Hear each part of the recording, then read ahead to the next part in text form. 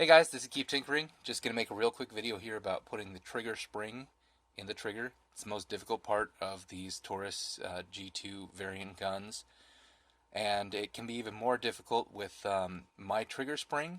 Mine is about 20% stiffer than stock, for good reason, but it does make it a little more challenging.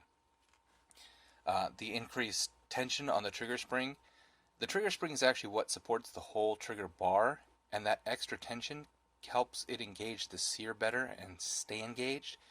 If it's kind of sagging and doesn't pop back up real fast, you don't get that nice audible tactile reset, and also it just doesn't reset as consistently. The springs Taurus uses are barely sufficient in my opinion, so having a little more tension pulling that up is kind of an advantage. But anyway, I know some people have problems with this, and it's understandable. It's the most tricky part of this gun to take apart and put together. You want to do this kind of gently, because if you get too rough with it, you can auger out this hole and cause problems. But you want to get something a little skinnier. This is a 1/16 inch punch. This is about a 2mm hole, so as you can see, this punch is slightly smaller. You want something like this that's kind of smaller so that you can get a little bit of an angle going. This is always, I apologize, it's always more awkward trying to do this in front of a camera, so I'm always a little awkward. But what you want to try to do is get this guy in the center channel and further back than you would think. Because what's going to happen when you collapse this spring down is one side of it's going to move. And this leg is kind of sharper, so it's going to try to dig in to the trigger a little bit, and it's not going to want to move. So what you want to do, always difficult to do this in front of camera. So see how it's lower, kind of lower down than you would think? When it compresses, everything will kind of pop into place, and at a slight angle. So what you want to do is put this guy through.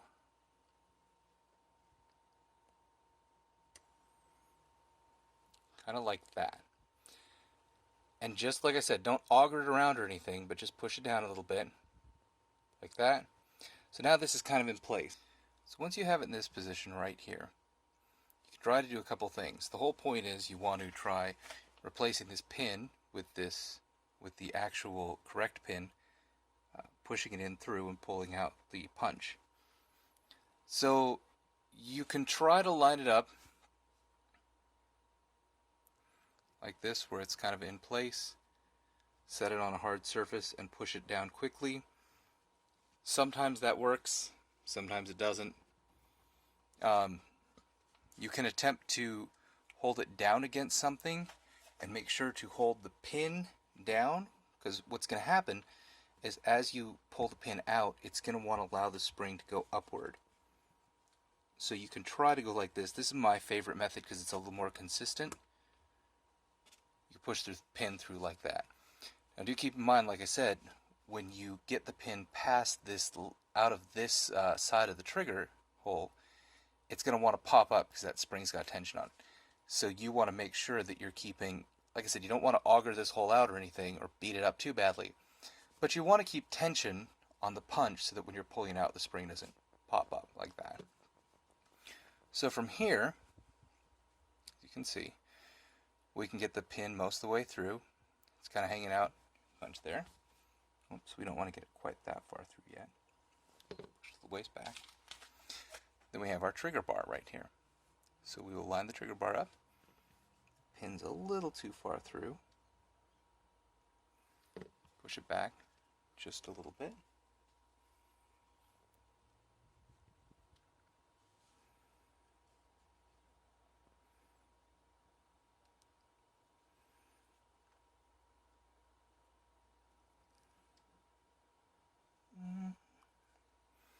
And here, it's kind of being a little bit of a challenge, because the spring is trying to tweak this pin up at an angle. So we just need to push it down just a little bit to make sure everything lines up. Easiest way to do that is get the actual bar lined up with the pin, not with the hole, which can sometimes be tricky. Sometimes I'm just kind of putting a little pressure downward to shove it through the hole. So then, once the pin is lined up with the hole, hopefully you can see that. We can use the actual bar itself to manipulate where it needs to go. Now we've got this guy in this position. All we need to do, which is quite a challenge in and of itself, is to grab the hook and pull it around. Now, once everything's in this position, if you want, as you can see, I've kind of custom made myself a little hook from, they have a set of these hooks that I got, I think this was at Harbor Freight years ago. I kind of cut it down so I've got a little stubby hook, works really well for me for this sort of thing. You can use a small screwdriver and whatnot too. Like I said, my springs are pretty stout on purpose. So you want to grab these things, and what you're looking to do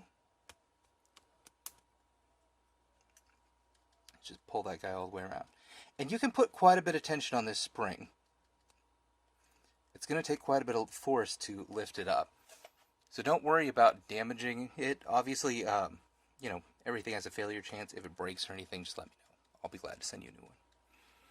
But you do want to put quite a bit of tension. Get that spring right over there. Just like that. This is a G3 trigger bar, so it's like a G2 trigger bar, only they actually, I think mine's an early model, so I think they just took a G2 trigger bar and shaved the loop off. The trigger safety goes on. That's it. There you go. That's the whole trigger assembly right there. And then you just proceed with the rest of putting the gun together and go from there. Thank you very much. If you have any questions, always welcome to email me. My email is right here, keeptinkering@gmail.com. Any questions or any issues, just let me know and I'll be glad to help out however I can. Thanks for watching and have a great day. Bye.